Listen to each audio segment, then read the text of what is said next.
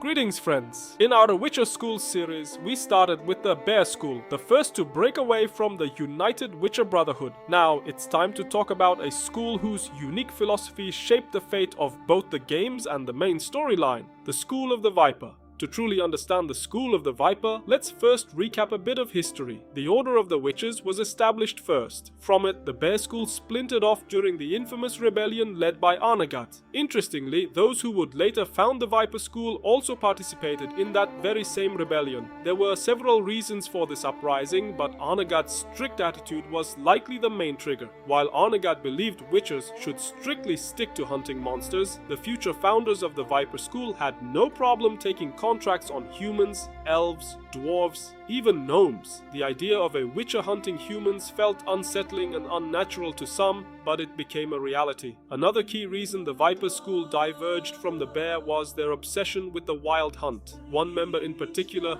Ivar Evil Eye, stood out with visions of other worlds and a burning desire to track these ghostly riders. Whether he was after their secrets or just saw a massive payday in defeating them is anyone's guess. But one thing was clear. He was determined. He rallied others who shared his obsession and tried to take over the school and its stronghold in the Amel Mountains. But the resistance they encountered was greater than expected, and their coup failed. This defeat marked a new chapter for these outcast witchers. Their journey led them to Tir Tosher, a vast region stretching from Rivia in the north all the way down to Nilfgaard. There, they built a new base of operations, which became known as Gotha Gvaed. Over time, the locals gave it a more fitting nickname, the Viper Den or Viper Keep.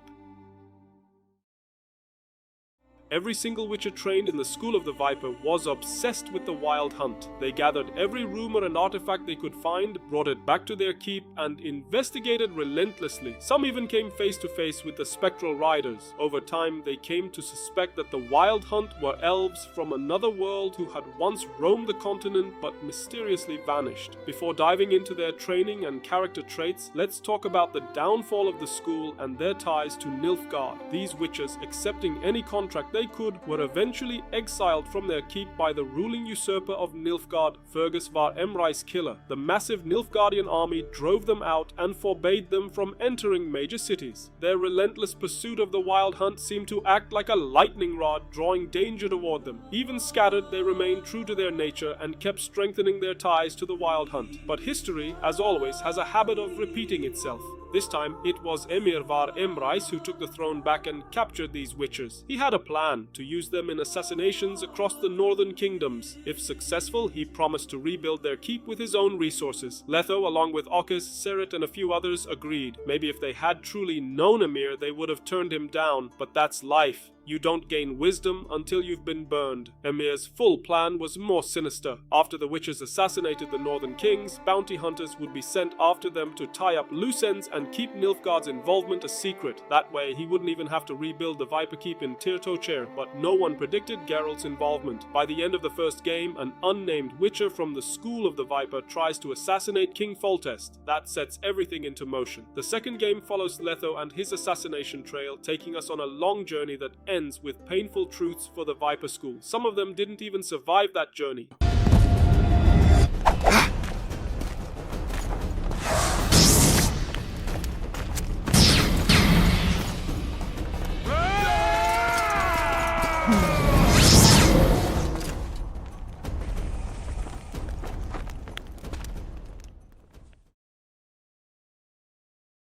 Now about their training and mindset. Like all witches, they went through the trial of the grasses and similar mutations. But the School of the Viper had a unique ritual. Each student was given an animal companion early in their training. They raised this creature, formed an emotional bond, spent every day together. And then, when the time came to become a full witcher, they were forced to kill it. Cruel, yes, but fitting for a school that molded merciless killers. Letho, for example, decapitated a king without a moment's hesitation.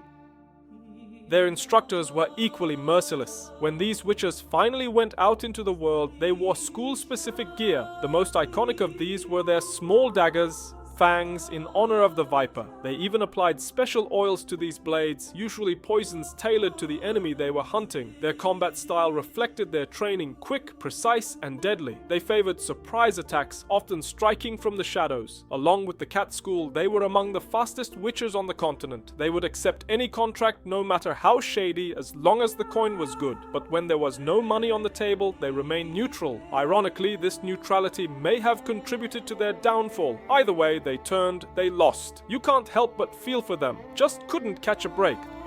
Their armor was lightweight and dark-colored, built for stealth. After all, you can't exactly go around assassinating people in bright silver plate. As for notable members, Orcas, Gering of Kharkiv, their founder Ivar Evil Eye, Kolgrim, Letho of Gulit, Serit, Warrit, and the unnamed Witcher from the first game are all worth mentioning. Letho, of course, is the most famous, a tragic figure with a heart that tries to stay true despite the blood on his hands. I genuinely feel sorry for the guy. The most fascinating member might be Warrit. Though blind, he developed an incredible ability. He used echolocation like a bat to see the world. He even had his own sign, Supira. Kolgrim also has an intriguing backstory, but that's a tale for another video. As you can see, the School of the Viper is full of rich lore and impactful characters. That's all I've got for now. Take care of yourselves, and until next time, stay sharp.